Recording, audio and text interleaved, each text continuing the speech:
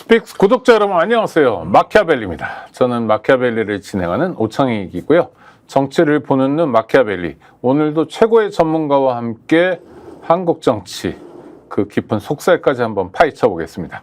변희재 대표 나오셨습니다. 어서 오십시오. 네, 안녕하십니까. 네, 명절 잘 쓰셨고요. 예, 뭐 계속 결혼 준비하느라고. 네.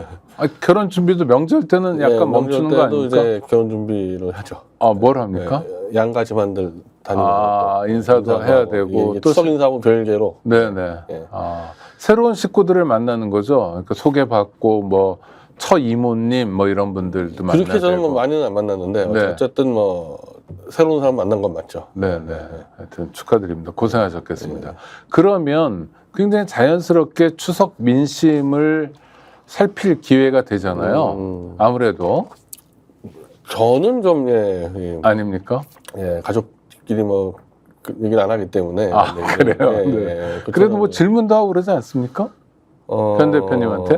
아니 이제 이 처가라 그러나요 이제? 네, 처가죠. 처가 쪽은 이제 좀 보수.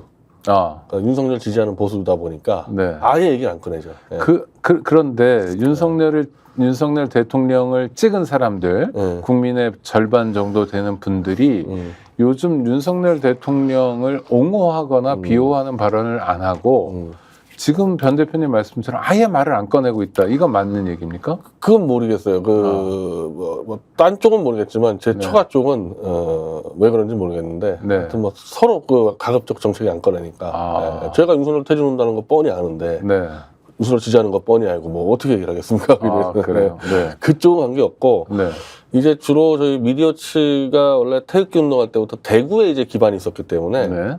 대구 쪽 여론을 많이 청취하죠. 어떻습니까? 거기가 대구 쪽 노년층이 이제 윤석열 지지의 핵심 기반이니까. 그렇죠. 하여튼 굉장히 많이 동요를 해서 이탈도 하고 아까 우리 뭐 사회자님 말씀대로 윤석열 얘기를 안 한다거나 아니면 대놓고 잘못 찍었다 얘기한다거나 그 이탈하는 게 지금 여론조사 통계에 잡힐 정도니까. 네.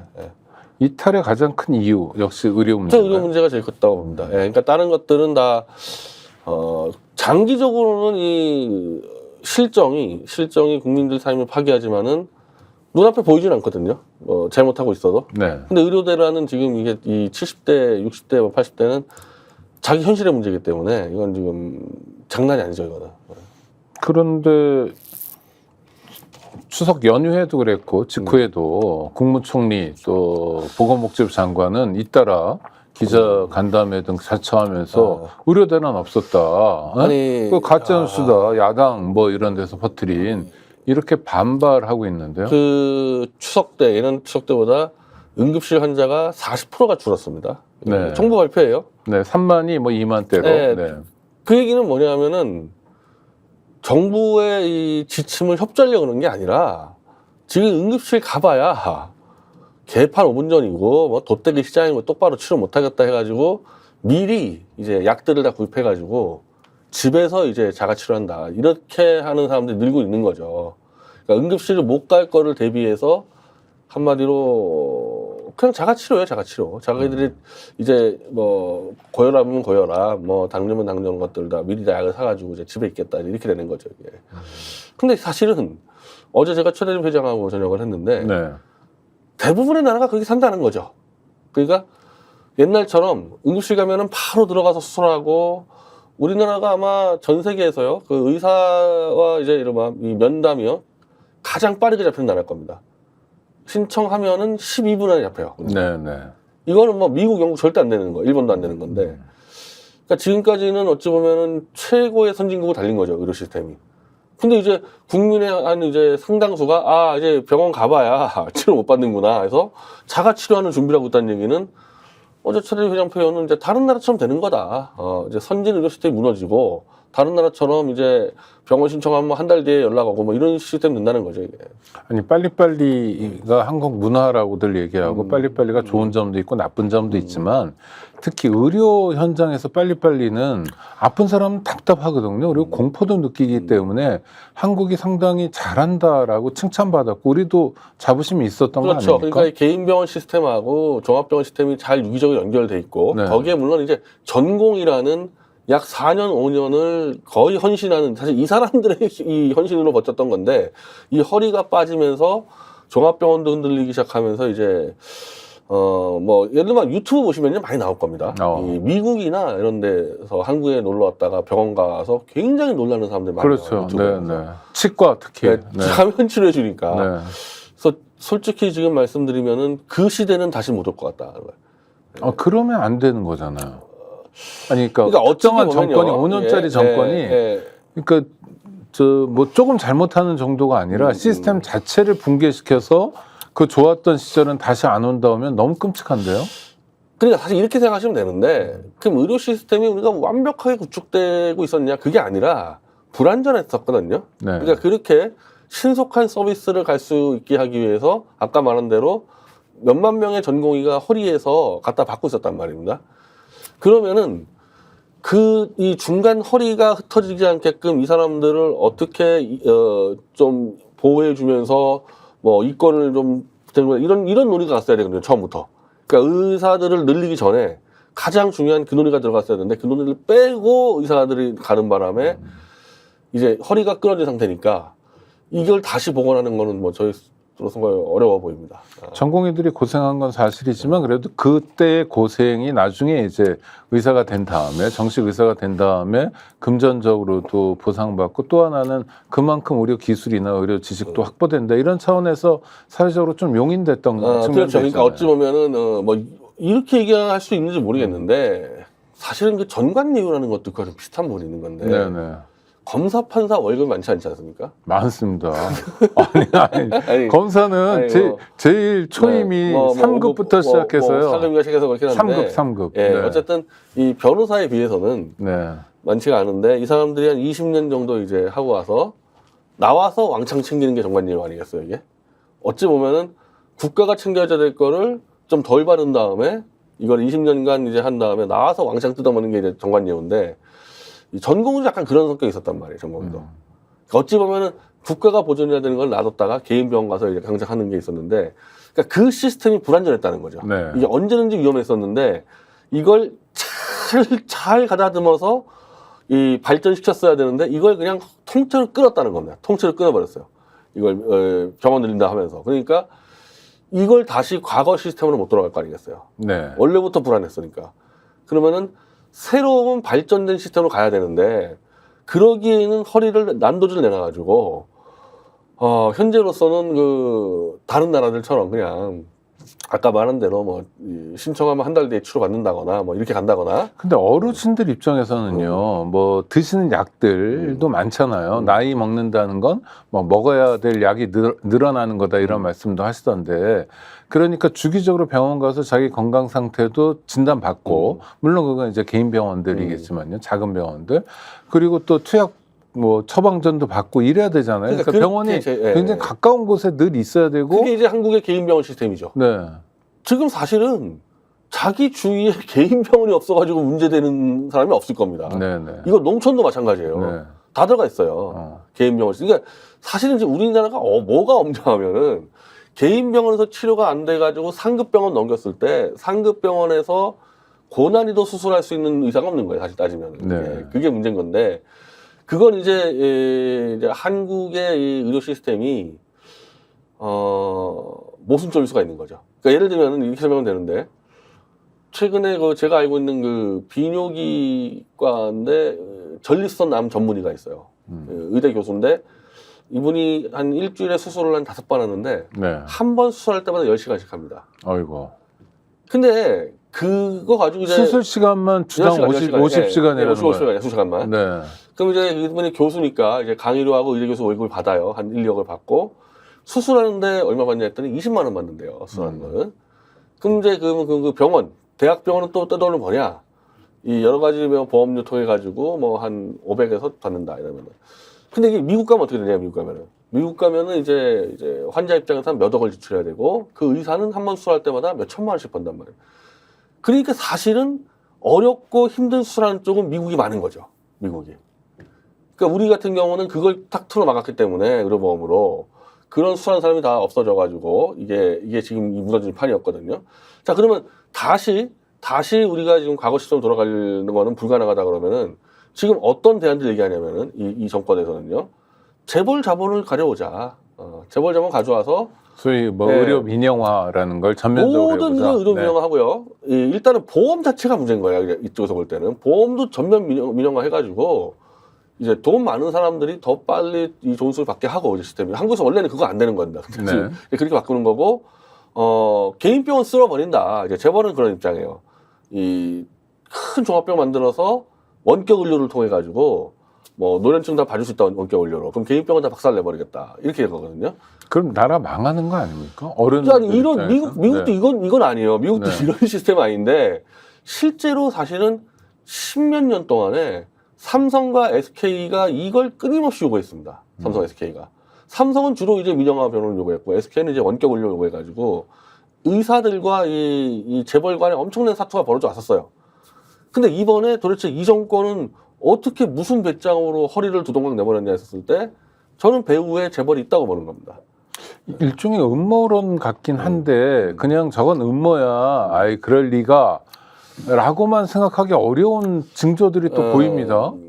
그러니까 음모를 떠나서 네. 일단 의료 시스템은 파괴됐어요. 그렇죠. 과거처럼. 이거를 네. 다시 만드는 과정이 올바르게 만드는 건 너무 힘들고 오래 걸린다.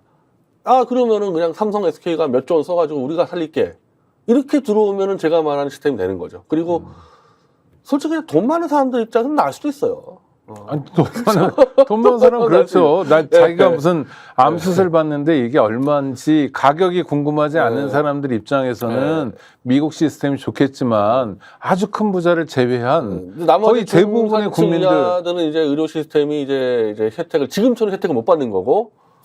아니 잘 사는 사람들 몇 천만 원짜리 수술은 아깝죠. 뭐 놀러 가는 것도 아니고 그러니까 아주 큰 부자 아니면 국민 절대 다수는 힘들어지는 시스템인데요. 그렇죠. 예. 그래서 사실 그 시스템, 대한민국 의료 시스템은 그런 미국적 상업 시스템과는 다르게 걸어왔어요. 다르게. 네. 이게 왜 그렇게 됐는지 모르겠는데, 하여튼 박정희 때부터 시작해가지고 김대중 때까지 의료보험이 되기 시작하면서 그렇죠. 건강보험 체제를 전혀 굳건히 미국과는 지키면서 다른 한국만의 시스템이 왔기 때문에 좀 대다수의 국민들이 저렴하고 빠르게 치료를 받는 대신에 다만 아까 그랬지만 정말 난이도 높은 수술을 하는 의사들은 많이 빠지고 있었다. 예. 보상이 없으니까.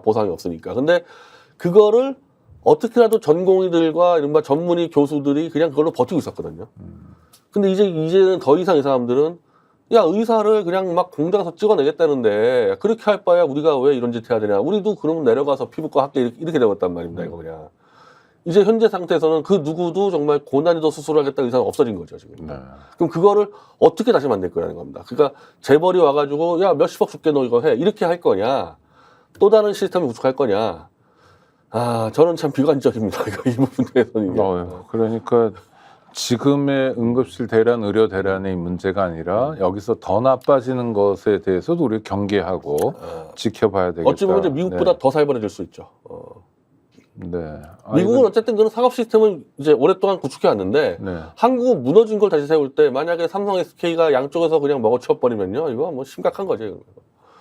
그렇죠. 재벌 입장에서는 의료 산업이야말로 그냥 뽑아 먹겠다는 거예요. 그렇죠. 빨대 꽂아서 빨아먹는 것 같은 매출을 올릴 수 있는 구조니까요. 그러면 기술 개발도 안 하고. 이제 실제로 그쪽에서 이 사업 모델을 얘기하는 게 뭐냐면 그냥 집에서 TV 보면서 그냥 의사들하고 이제 의사 사실 뭐 면담도 아니죠. 네.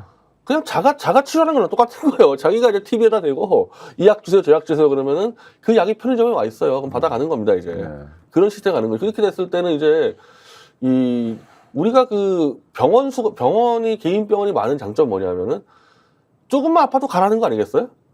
오다 가다가 이제 발견되는 거예요. 그러면 이제 상급병 올리지 않습니까? 근데 이제 병원도 없어질 뿐더러 개인 병원도 그냥 이제 집에서 계속 이제 네이버 지식인 치면서 자가 치료하게 되는 거죠. 그러면은 빨리 발견하면은 실수도 할 수 있는 것들이 이제 누적돼 가지고 터질 가능성이 상당히 높은 거죠. 그렇지만 재벌은 누적돼가 터질수록 돈은 많이 벌게 일단은 되고. 원격 의료는 자기들 다 먹는 거고 네. 이 사람이 이제 암에 병들어 오면은 몇십억 장 해서 챙겨 먹는 거고 완전 쓸어 먹는 거죠, 재벌이. 그런 세상은 정말 막아야 될 것 같고 이게 정권의 문제는 아닌 것 같습니다. 예, 정권만의 문제가 아니라는 게 그 얘기예요. 네. 그러니까 이렇게 생각하면 도대체 윤석열 저거 뭐 믿고 이렇게까지 의료 시스템 파괴하느냐. 저는 재벌을 믿고 있을 거라고 보고요. 제가 여기서 가장 좋은 근거는 정규재 씨라고 있습니다. 네네. 보수에서 그래도 윤석열에 대해서 비판할 거 비판하는 발언만 하는 사람인데 네, 기자 출신이죠. 친재벌이에요. 한국경제 출신이고 정경련하고는 가깝기 때문에 이 사람은 친삼성 친재벌인데 이 사람이 유일하게 윤석열을 칭찬하는 게 의사들 때려 잡는 거예요.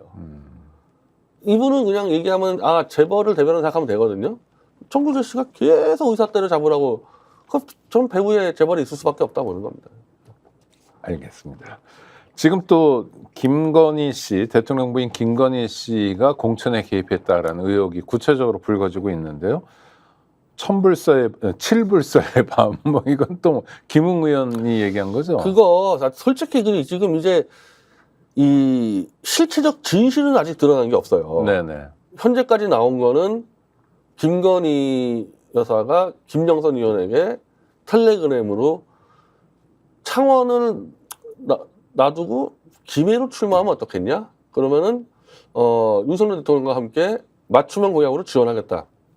이와 비슷한 내용이 텔레그램으로 왔다는 거. 요거 말고는 지금 더 드러나는 게 거의 없거든요. 네.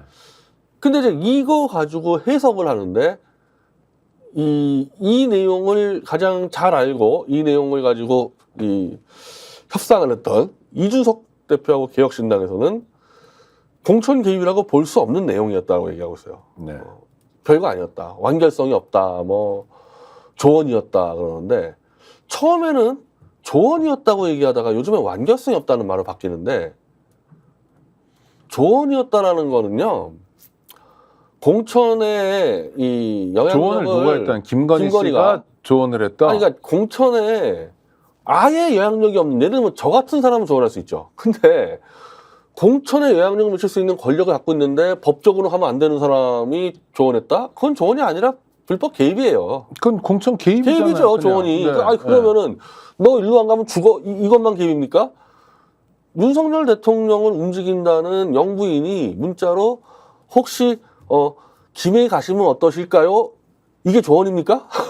그걸 조언이라고 주장하는 그러니까 게 조언을 주장하는 게 이준석인데 말이 안 되잖아요. 가장 네. 그러니까 조언답게 제가 문장을 구성한 게 조언이다 그러면은 제가 조언해드리겠습니다. 김해로 옮기실래요? 이게 조언이냐고요. 조언이 아니죠. 그렇게 말했다가 하더라도 조언이, 그 조언이 아니죠. 네. 왜?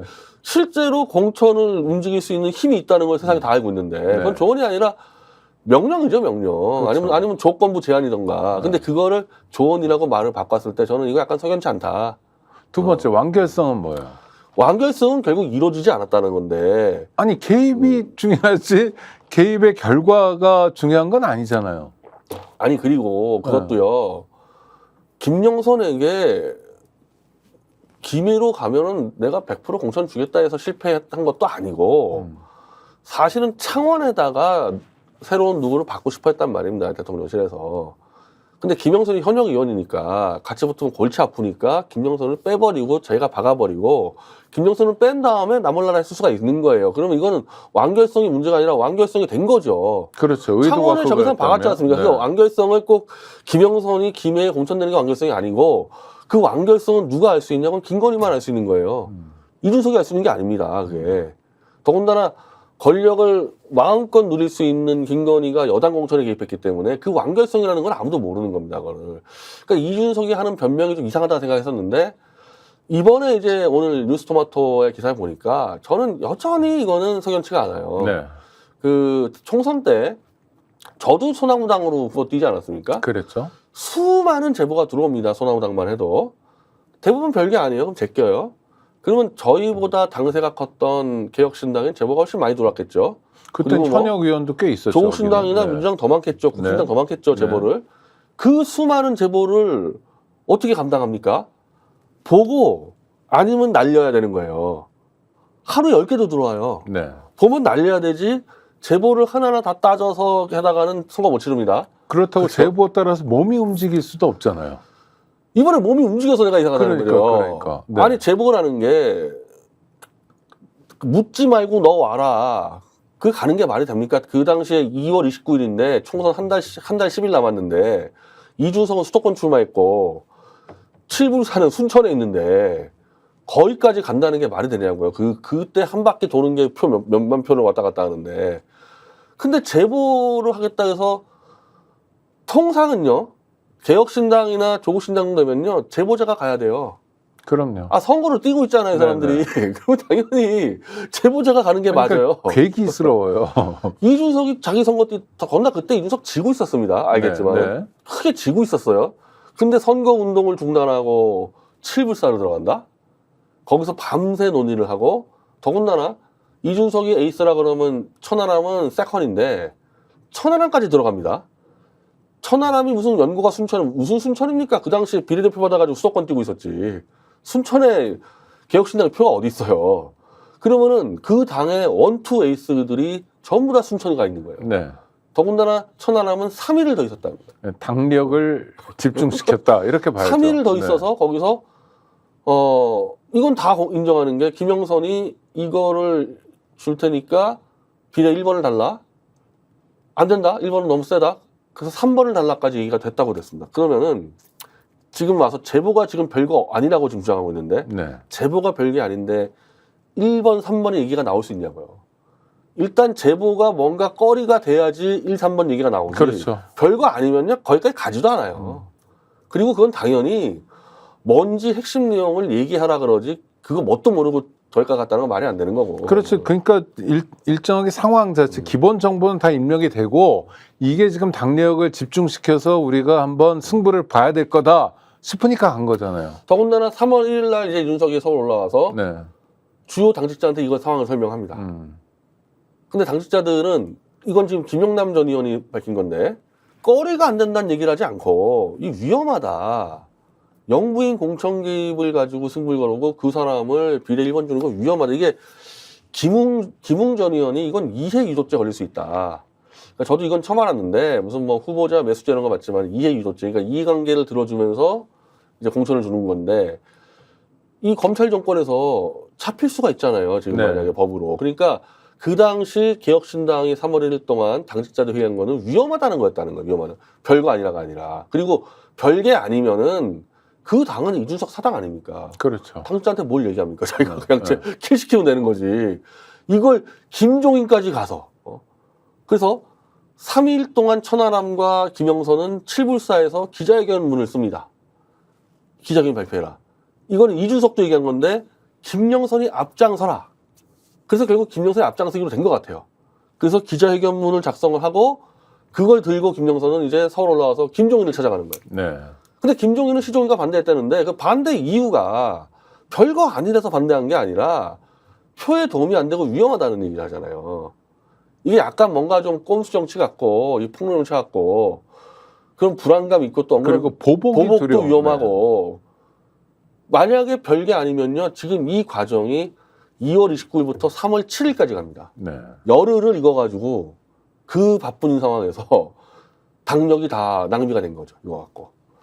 저는 이제 와서 이준석이 아유 별거 아니었다 아무것도 아니었다 이건 말이 안 된다고. 왜 앞뒤가 하나도 안 맞는 얘기예요. 김영선 전 의원, 뭐 당시 의원입니다만 전 의원과 관련된 빅 이슈들이 쭉쭉 있었던 거죠. 그러니까 창원에 갈 때도 이슈가 되는 거고, 창원에서 김해로 옮겨라도 이슈고, 또 김해로 옮기기 싫으니까 거기까지 대통령 부인이 개입한 거고, 또 이거를 폭로해가지고 내가 배지를 계속 달아야 되겠다도 이슈고, 그거를 검토한 개혁신당에도 이슈였고, 그런 이슈를 결론은 다 묻어버렸네요, 이 정치인들이. 아니 이건 이준석이 묻어버린 거죠. 네. 이준석이 단순히 묻고 끝냈을까? 저는 뭐 제가 경험한 정치판에서는요. 이미 최소한 2월 29일부터 열흘 동안 이 이슈를 쥐고 있었습니다. 기억신당에서. 네. 그러면은 아무것도 안 하고 김영선하고 협상만 했을까요? 저는 그런 경우를 본 적이 없어요. 보통 기자 하나 찝어서 아니, 뭐 단독도 주거나 여러 뭐, 군데다가 그렇죠. 이제 협상에 가요. 네네. 저는 당연히 이거는 김건희 쪽에 협상 갔을 거라고 봅니다. 대통령실로도. 대통령 갔겠죠. 네. 그러면 대통령실 입장에서는 어떻게 나올까요? 너희 이거 터트리면 죽어라. 일단 당연히 했겠죠. 당연히 이거. 근데 터트리면 죽이는 건 맞지만은 안 터트렸을 때 우리한테 뭐 줄래요? 얘기가 안 나오겠습니까? 그러면 네네. 이거는 사실은 따져봐야 되지만 예를 들면은 저는 그 당시 선거 때 이준석 지역구에 국힘당이 올인을 안 걸었다고 보고 있어요. 네네. 어정쩡했습니다. 국힘당 어정쩡했어요. 예를 들면은 이준석을 죽이려고 마음 먹었으면요 국힘당이 올인을 걸면요 거기 민주당 후보 있잖아요. 이길 수가 없죠, 구도적으로. 그리고 그 대기업 사장 출신이고 그 사람이 워낙 선거운동을 못하긴 했습니다만 못하겠지만은 1대1 구도가 됐기 때문에 이준석 이게 후보가 당선된 거다 이렇게 봐야죠. 그 공천을 받은 사람도 그분 뭐 개인적으로는 삼성전자 연구원이 훌륭하지만 네네. 정치권에서 무명이고 선거 운동도 정말 내가 이준석을 끝장내겠다고 운동한 것처럼 보이지 않았고 네. 슬슬 봐주는구나 그 생각 맞는데 김영선 건 가지고 저는 이런 거래는 충분히 가능하다고 보는 겁니다. 그러니까 열심히 안 하는 거야 그냥 선거 운동을. 그거는 가지고. 국힘과 민주당 똑같다는 거죠? 민주당은 일단 빼고. 네, 민주당은 빼고. 대통령실에다가 그러니까 예를 들면은 네. 우리 김건희 건 갖고 있는데 김영선이가 가져왔는데 어떻게 할까요? 그랬을 때 일단 첫 번째는 너희 까면 죽어 이랬을 거고 안 까면 어떻게 해줄래요? 그러면 안 까면은 우리가 중앙당 당력 지원 안 할게. 네가 이겨 이런 정도 거래 가능하다는 거죠. 그리고 실제로 거의 지원 없었어요. 이두성 과거에 국힘당에서. 그리고 나서 또 재밌는 거 뭐냐면은 이게 어쨌든 끝났잖아요. 어쨌든 뭐 이준석이 거래 쳤든 안 쳤든 끝났어요. 그걸로 그렇죠. 당선되고 이준석은 네. 김영선만 이제 병신됐죠. 이거 분명히 대통령실 들어갔을 거 아니겠습니까? 김영선이가 이 김건희 치는 거 그거 팔러 왔는데 이준석이가 거절했다. 그럼 김영선이 이제 배반자로 찍혀 있지 않습니까? 이거 거의 김영선 죽는 판인데 이게 또 터져요. 이게 또 터집니다. 또 터지면서 이준석이 나와서 아까 얘기한 대로 조언이었을 뿐이라고 얘기하자마자 바로 이준석은 성상납 무고죄가 불기소가 됩니다. 아니 그 시차가 나는 게 안. 시차가 제가 말한 시차 그대로예요. 김영선 께 터지자마자 네. 이준석이 조언이었을 뿐이다 하자마자 바로 그거 불기소 나와버렸어요. 네, 무혐의 처리 나와버렸습니다. 되죠. 그럼 이준석은 이걸로 한 번 더 먹었을 수가 있는 거죠. 지금 어쨌든 이게 치고 나왔을 때 지금 이게 왜 막히고 있냐? 이준석이 끝까지 부인하고 있기 때문에 안 되는 거거든요. 그러니까 한마디로 이건 이준석이 이거 막아주는 거에 대해서는 대통령실에서는 보답을 해줘야 되는 겁니다. 이거는. 그러니까 이준석 의원은 야당이잖아요. 물론 이제 범여권이라고 표현하지만 야당이고 여태까지의 정치적 행태를 보면 이런 사안은 오히려 그 윤석열 정권을 정면으로 공격하고 정말 치열하게 싸울 만한 사안이잖아요. 그래서 나중에 정계 개편이 되면 내가 국민의힘으로 금이 환영하겠다 뭐 이럴 때 써먹는 카드로 쓸 수 있을 것 같은데 좀 의아하게 좀 뭐 이게 태도나 이런 게 좀 뭐 수동적이고 아주 능동적이진 않고 이런 면이 보여서 왜 그럴까 했는데 변 대표님의 음모론을 들으니까 거래를 설명이 되는 것 같아요. 네, 윤석열과 거래를 아주 세게 쳐서 이준석은 최대한의 효과를 얻었다고 봐야 되는 거죠. 아니 그러니까 음모예요. 네, 음모인데 성립이 되는 것 같아요 지금. 뭐 물론 그 깊은 속은 모르지만 우리가 이야기들이 맞는 것 같습니다. 그리고 이제 이 뉴스토마토 기자들 얘기는 이준석이 얘기를 떠들었다. 이준석이 떠들면서 이게 팔았다는 건데 어찌 보면 이제 하나의 이제 그 시나리오는 이준석이 이제 총선은 넘어갔지만은 그 성상납 그 문제는요. 그건 기소만 되면 끝장나는 사건입니다. 네네. 그 기소되면요. 거기 있는 일단 여자 끌려 나와야 돼요. 그랬죠. 거기 웨이터 끌려 나와야 돼요. 이거 복잡해집니다. 이 사건은. 그거는 무죄가 나와도요. 이거 보통 타격받는 게 아니에요. 그리고 뭐 정치인들이 재판받는 경우 왕왕 있지만 이건 재판 받는 게 좀 뭐랄까 더럽다고 그래야 될까? 그렇잖아요. 범죄 자체가. 이거는 정치자금법 위반보다 더 심각하죠. 그렇죠. 이건 이미지 타격 크니까 성상납 기소가 되면 이준석은 상당히 위험해지는 건데 그걸 사실은 이 경찰에서 이미 1년 반 전에 기소 의견을 송치한 거를 그냥 들고 있었습니다. 검찰이. 들고 있다가 이 시점에서 무혐의를 해준 거 아니겠어요? 소위 검찰의 캐비넷 역할을 독특히 했다 이렇게 봐야 되네요. 그래서 그 전에 아마 협상이 끝냈을 가능성은 없고 또 하나는 김영선도 자기만 병신됐잖아요. 네. 자기의 정보 갖고 예를 들면 이준석은 해먹었다 치자 이거예요. 그럼 자기만 병신됐잖아요. 그럼 안 되지. 김영선도 나도 하나 해먹겠다 해가지고 김영선 쪽에서 풀었을 수도 있고. 그러니까 이준석 얘기는 이거예요. 김영선 캠프 내에서의 갈등 때문에 터졌다. 그러니까 명태균이라는 사람을 따라다니다가 김영선은 정치생명이 끝장났어요. 네. 공천 떨어진 정도가 아니라 이거는 뭐 그 사람들 말 들어보면은 김건희가 한번 도와줬다가 안 도와줬다 해가지고 그냥 바로 쳐버린 게 되기 때문에 잘못하면 배신자로 찍히지 않습니까? 그러니까 김영선도 이걸 가지고 뭔가 만들어내야지 그냥 이대로 당할 수는 없으니까 김영선 참모들이 만들었을 수 있죠, 이 사건은. 그래서 지금 그러면 이 사건 때 김영선, 명태균이 아주 강하게 부인하고 있잖아요. 문자 받은 적도 없다고. 네. 이거 갖고 대통령실에 들칠 수 있죠. 근데 듣고 나니 좀 지저분해 보이는데. 자, 그럼 여당 대표인 한동훈 씨 반응이 없네요. 거기는 중요한 사건 때마다 반응이 없고 네. 반응이 나오면은 항상 하는 말이 있어요. 시스템으로 해결할 겁니다. 예. 반응 나오면은 네. 시스템으로 해결할 거라고요. 그러니까 매우 민감하고 중요한 정치 쟁점에서 한동훈의 자리는 없군요. 한 열흘 동안 얘기 안 하다가 네. 얘를 하다가 이제 열흘 정도 지나면은 뭐 시스템을 해결할 겁니다. 이게 나옵니다. 그러니까 저 사람 정치 리더가 아니죠. 아무 의미 없는 사람이죠. 점차 확인되는 것 같아요. 계속 그러니까 한동훈 개인에 대한 지지율도 쭉쭉 빠지는 거고, 그다음에 정치적 위상도 뭐 여당 대표이기 때문에 발언을 중개해주긴 하지만 정치적 위상도 좀 계속 떨어지는 것 같고요. 지금 국민의힘하고 개혁신당 합당 얘기가 이제 나오기 시작합니다. 아, 그렇습니까? 네, 네. 그렇게 되면요, 전당대회를 어떻게 치느냐에 다르지만은 사실상 아마 흡수 합당으로 가더라도, 합당하더라도 이 상황에 따라서 다시 지도부를 뽑을 수가 있어요. 네. 더 좋은 방법은 양당이 해체하고 새로운 제3신당 만들어버리면요, 그럼 무조건 지도부 뽑아야 되고. 그러니까 이준석 개혁신당으로 합당하면서 한동훈은 날려버릴 수가 있는 거거든요. 제3지대에 정당을 새로 만든다. 이쪽 저쪽이 그게 근데 함께 이제 들어가서. 이 수법들이 사실상 개혁신당과 국힘당 합당하면 국힘당이 흡수합당하는 건데 그렇죠. 형식이 그렇게 안 잡는 경우가 허다하죠. 마치 제3신당 창당처럼 위장을 하면은 아마 그 컴배시 효과도 있고, 그리고 네. 또 하나는 이 한동훈 지도부를 날릴 수 있잖아요. 지금 그 작업을 하고 있다고. 그 윤석열 대통령이 이준석 대표를 쫓아냈잖아요. 맞죠? OX 맞죠? 그리고 한동훈 법무부 장관을 비대위원장 보냈다가 하여튼 지금 당대표까지 시킨 것도 맞잖아요. 자기 손으로 또 한동훈을 내보내고 이준석을 불러와서 당대표를 다시 시킨다? 이준석을 시키진 않겠죠. 이준석 시키진 않겠죠. 합당만 해주고 아마 당대표는 이제 자기 쪽에서 시키려고 그러겠죠. 정치가 좀 하여튼 뭐 지저분하네요. 이권으로 정기 개편으로 갈 수도 있다는 겁니다. 그렇군요. 그리고 저기 뭐 이낙연 쪽 사람도 있지 않습니까? 네네. 이낙연 쪽 사람. 뭐 예비군 같은 존재이긴 하지만 그래도 사람들은 있죠. 저는 사실은 그 제3당의 당대표로 순전 이낙연 씨가 가장 유력하다고 저는 보는 입장인데. 충분히 걸고 남은 사람이죠. 그렇습니까? 근데 이낙연 전 총리는 또 전 대표는 호남 사람이고 호남 지지 기반이기 때문에 국민의힘 그러니까 쪽하고 같이 하면 더 효과가 있죠. 그러니까.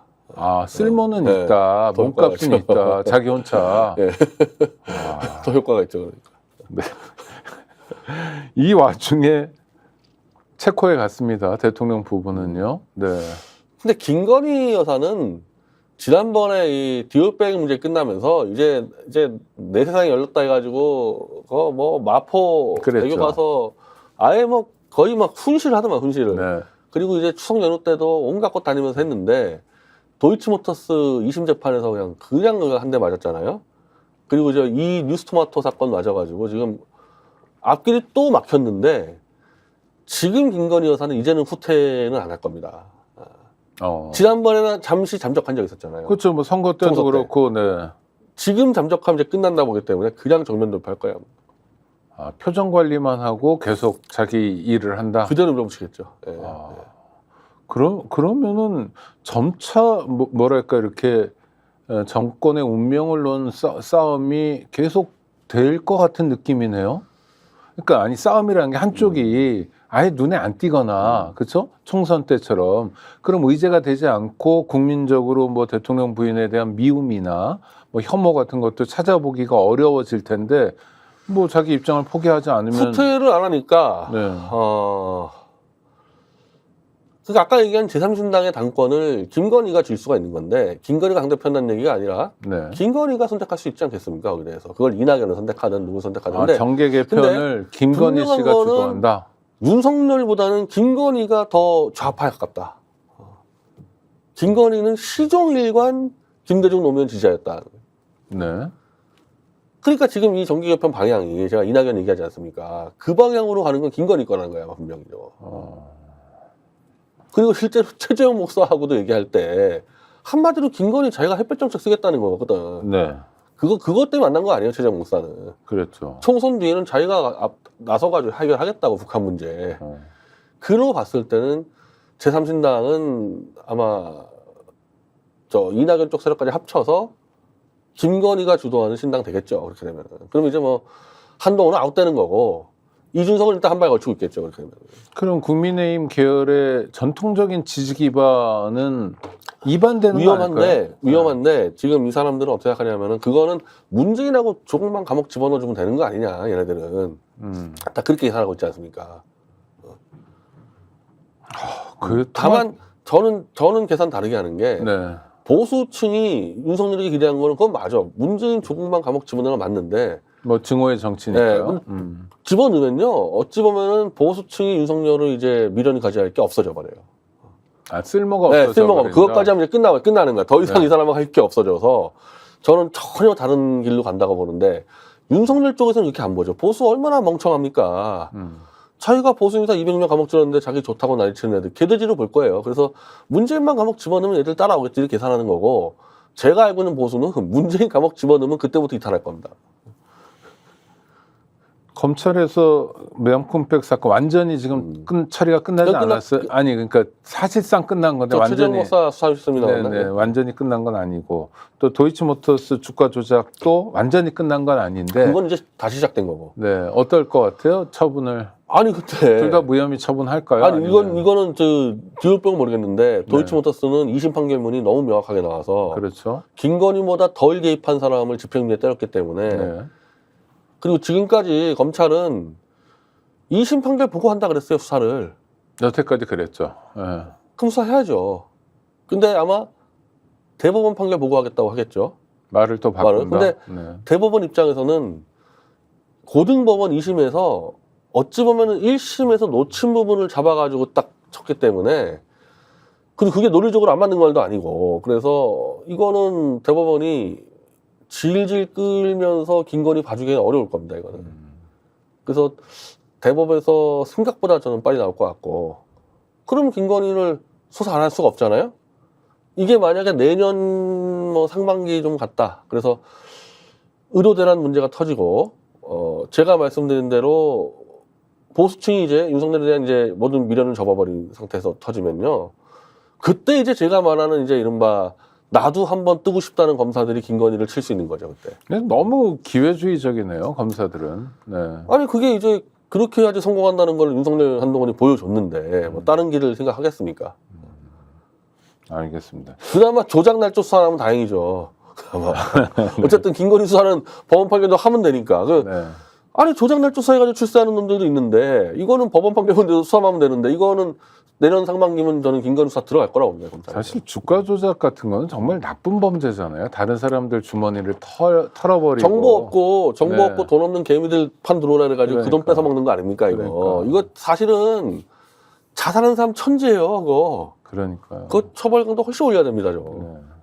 주가 조작하러 가면은 가진 사람끼리 한다고 착각을 하는데, 가진 소수가 정보 없는 개미들 불러다가 다 뺏어 먹는 거예요, 이거. 그러니까요. 악질적인 범죄인데 또 범죄 의도가 명확한 범죄고요. 정말 한 판의 돈을 쓸어버리겠다 이런.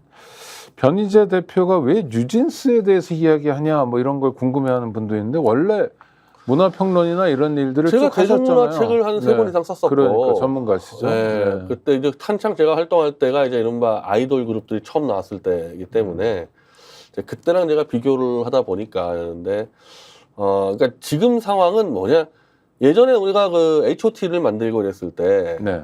이수만의 에세이 아니겠어요? 그러니까 이제 기획자가 만들고 그 아이돌 가지고 수익을 내고 하는 부분들 대해서 기획자의 그 위상이 압도적이었죠. 압도적이었어요. 그러면 근데 지금 이제 한 20년, 30년 지났는데 이번에 똑같은 문제가 벌어져요. 기획자 이제 민희진이라는 여성이 기획을 한 걸 가지고 이 법적 소유는 이제 하이브예요, 방시혁에. 그럼 방시혁 입장에서는 자기도 기획자가 맞으니까, 뉴진스를 기획한 건 아니지만은 네. 자기도 기획자니까 내가 마음에 안 든 거야, 뉴진스가. 마음에 안 드는 이유가 뭐 얘네들 못해서가 아니라 자기가 기획하지 않았기 때문에. 그래서 자기가 기획한 여성 그룹도 있습니다. 르세라핌이라는 있어요. 그럼 차라리 뉴진스를 죽이고 내가 기획한 르세라핌을 띄우면 장기적으로는 자기한테 이익이 되지 않느냐 이런 발상한 거예요. 근데 그렇게 돼버리면은 뉴진스를 띄우는 데 있어서 가장 큰 기여를 했던 게 팬클럽입니다. 이건 다 마찬가지예요. BTS든 뭐든 네. 아이돌이 하나 뜬다 그러면 어떻게 뜨냐면은 수만 명의 팬클럽 애들이 용돈을 각출을 해서 콘서트장 한번 가보면요. 팬클럽 10대 애들이 홍보차를 빌리고 커피차를 빌리고 홍보물을 뿌리고 다 지들 돈을 합니다. 어마어마한, 아니, 그 어르신들도 지금 트로트 가수에 대해서 그렇게 그렇죠? 팬심들을 보여주세요. 일본 가잖아요. 네. 일본 다 따라 들어가요. 다 네. 따라 들어가서 애들 돈 가지고 마케팅을 다 하는 거예요. 이게 예전에 H.O.T.P나 이제 이른바 핑클 시절 때보다도 이게 훨씬 더 강해졌죠. 진화한 훨씬 거죠. 강해진 거죠. 네.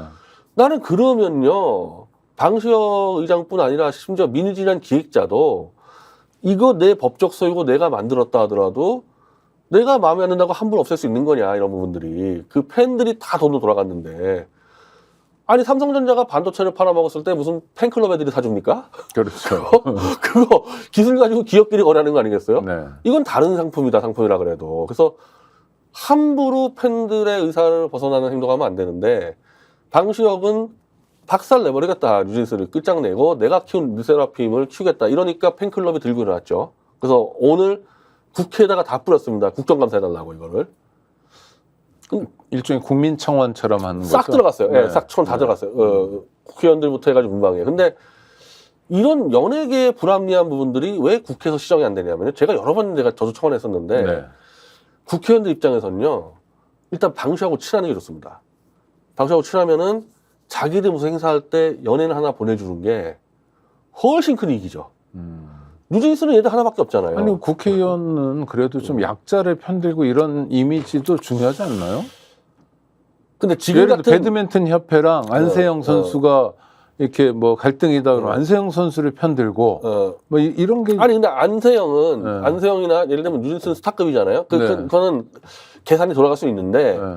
문제는 방시혁이라는 그 사단에 수많은 스타가 있잖아요. 아, 배드민턴 협회랑 배드민턴 다르군요. 레벨이 모르겠어요. 다르군요. 그러니까 네. 연예 기획사 문제를 제가 10년 전부터 많이 얘기를 했는데 어떤 국회의원도 안 움직여요. 아, 일단 지난번에 윤석열이 SM이든 보세요. 뭐 JYP든 지난번에 스카우트 그거 아. 그 새만금에다 깔아가지고 네네. 전 세계 망신 당할 때 누가 수습했습니까? 그거 방시혁 의장이 들어와가지고 뉴진스 투입하고 아이돌 투입해서 수습했잖아요.